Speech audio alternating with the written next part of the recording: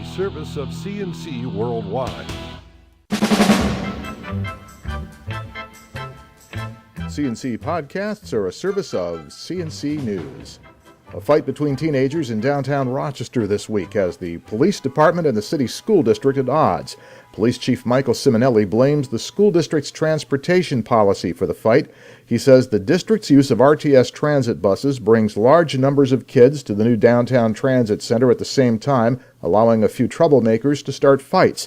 The chief says this has been going on for more than a decade, first at the old Midtown Plaza, then at the Liberty Pole, and now at the transit center. The school district has issued a statement saying only about 30% of the 9,500 high schoolers who ride RTS buses actually transfer downtown. Spokesman Chip Partner says the district is not accountable for the behavior of young people everywhere they gather. The fight this week was on St. Paul Street outside the transit center, not inside. Regional Transit has uniformed guards plus police officers inside to prevent trouble, and it controls student access. Rochester's Board of Education has unanimously approved the University of Rochester's operating plan for East High School, including a $31.7 million budget for next school year, and the city schools are hiring away the deputy superintendent of the Greece Central School District to help them run it. The University of Rochester is taking over operations of the city's biggest high school. UR Professor Stephen Eubing will be principal, with Sean Nelms moving from Greece as his deputy. School board members acknowledge this is a costly experiment, but necessary. The state has ordered the city to either find an operating partner to take over East or shut it down. Board member Jose Cruz said, "We're at a precipice."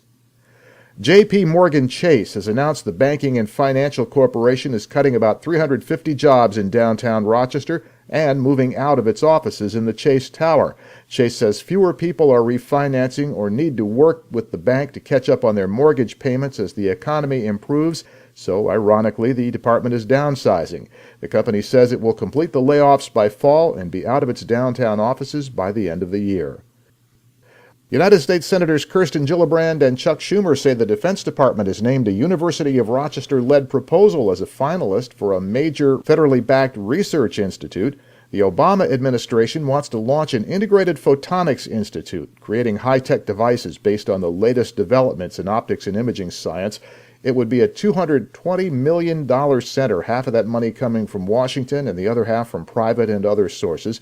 The U of R and State University of New York Polytechnic Institute are working together with more than 40 industry leaders, academics, government, and business organizations trying to snag that prize for Rochester.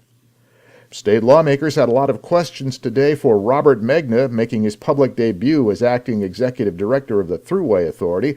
Megna told them the vast majority of the $1.3 billion in new funding the governor wants to give the authority will go to the new Tappan Zee Bridge downstate, although he did not give specifics. He said the rest will be used to prevent a toll hike this year. He says they will not be spending capital money to subsidize tolls. They will use it to offset borrowing for the bridge, which in turn will help avoid a toll hike. He says the rest depends on finding ways to save money. Rochester Gas and Electric's been awarded $16.5 million in federal funding to upgrade Station 5, its biggest hydropower plant on the Genesee River in Rochester. The money's coming from the American Recovery and Reinvestment Act of 2009, the much-maligned Obama stimulus program from the recession. It is still in business.